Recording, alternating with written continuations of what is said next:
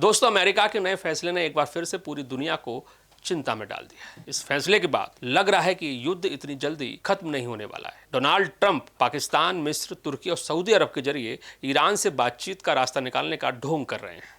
तो वहीं दूसरी तरफ हजारों की संख्या में अमेरिका अपने थल सैनिकों और मरीन कमांडो को मिडिल ईस्ट में तैनात करने के लिए भेजना शुरू कर चुका है। तमाम मीडिया, विदेशी रिपोर्ट्स और रक्षा विशेषज्ञों का दावा है कि अमेरिका ईरान के भीतर एक बड़े ग्राउंड ऑपरेशन यानी कि जमीनी युद्ध की रूपरेखा तैयार कर चुका है। अमेरिकी रक्षा मुख्यालय पेंटागन की प्लानिंग को लेकर अंतर्राष्ट्रीय मीडिया में अब ये खबरें स्पष्ट होने लगी हैं कि आने वाले समय में कुछ बड़ा और भयानक होने वाला है। यदि 6 अप्रैल तक अमेरिका और ईरान के बीच किसी तरह का कोई समझौता नहीं होता है तो इस युद्ध में आप पहली बार अमेरिकन सैनिकों को ईरानी सीमा में एंट्री लेते हुए देखोगे।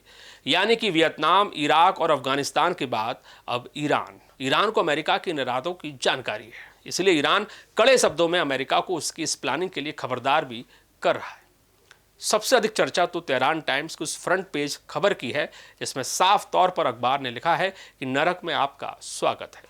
यदि अमेरिकन सैनिक ईरान में घुसे तो वे आएंगे अपने पैरों पर, लेकिन जाएंगे यहां से ताबूतों में।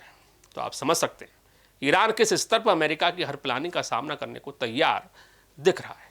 वह डोनाल्ड ट्रंप भी जिस तरह से अपने मरीन कमांडो और थल सैनिकों की तैनाती मिडिल ईस्ट में करते जा रहे हैं, उसे देखकर लग रहा है कि ये जो 10 दिन हमलों को रोकने का फैसला अमेरिका ने लिया था वो ईरान के साथ मसलों को सुलझाने के लिए नहीं बल्कि अपने खतरनाक प्लानिंग को अंजाम देने के लिए लिया गया है।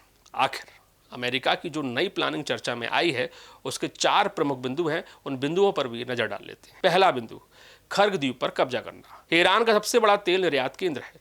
अगर अमेरिका यहां कब्जा कर लेता है तो इससे ईरान की आर्थिक कमर टूट जाएगी। दूसरा, स्टेट ऑफ हॉर्मुज अमेरिका अपने कब्जे में लेना चाहता है। इसके लिए लारक द्वीप पर हमला करने की चर्चा अंतर्राष्ट्रीय मीडिया में चल रही है। तीसरी योजना तो बहुत खतरनाक है।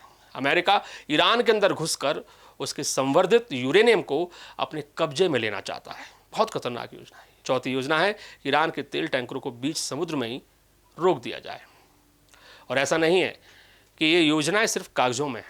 व्हाइट हाउस की प्रेस सेक्रेटरी कैरोलिन लेविट ने साफ कर दिया है अगर समझौता नहीं हुआ तो अमेरिका कड़े कदम उठाने से पीछे नहीं हटेगा। अमेरिका अपनी इन योजनाओं को अंजाम पर पहुंचाने के लिए USS त्रिपोली जैसे युद्धपोत और F-35 स्टेल्थ फाइटर जेट्स को युद्ध क्षेत्र में भेज भी चुका है। अमेरिका की इस तरह की योजनाएं और तैयारियों के बाद भी ईरान घबराया नहीं है। ईरानी संसद के अध्यक्ष मोहम्मद बागेर गालिबाफ ने 2 टूक कह दिया है कि उनकी फोर्स अमेरिकन सैनिकों के आने का इंतजार कर रही है। उनका आरोप है कि ट्रंप एक तरफ बातचीत का नाटक कर रहे हैं, वहीं दूसरी तरफ वो हमले की तैयारी भी कर रहे हैं।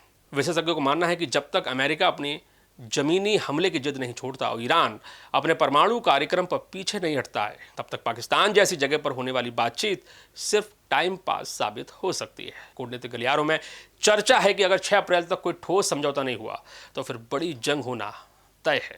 इसलिए आने वाले कुछ हफ्ते, खास तौर पर 6 अप्रैल की जो डेडलाइन है, ये बहुत कुछ तय करेगी कि दुनिया एक और विनाशकारी युद्ध देखेगी या फिर कूटनीति की जीत होगी। आपकी इस पर अपनी क्या राय है? क्या ट्रंप वाकई में ईरान के भीतर अपनी सेना भेजेंगे? कमेंट करके जरूर बताएं। चैनल को फेसबुक और इंस्टाग्राम पर देख रहे हैं तो फॉलो करें, यूट्यूब पर है तो सब्सक्राइब करें। नमस्कार।